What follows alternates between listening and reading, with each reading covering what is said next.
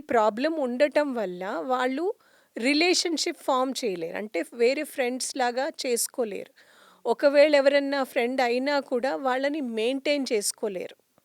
So, that is one of the criteria. అట్లాగే repetitive behaviours ఉంటాయి.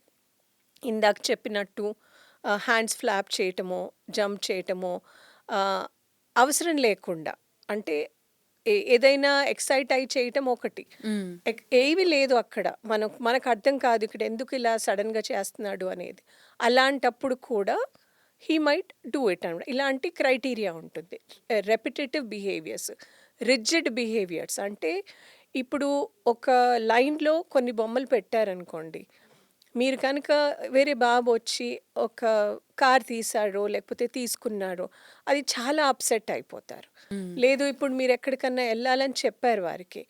ఎళ్తాము మనం అక్కడికి అని చెప్పారు. కానీ ఆ రోజు మీకు ఏ రీజన్ వల్లైనా కుదరలేదు. వెళ్ళలేదు. వెళ్ళలేదు. అది కూడా వాళ్ళు తీసుకోలేరు. ఇంకా అసలు మీకు ఆ రోజంతా ప్రాబ్లమ్ అప్‌సెట్. అవ్వటము, ఏడవటము, ఆ బిహేవియర్‌ని తట్టుకోవడము చాలా కష్టం అవ్వచ్చు.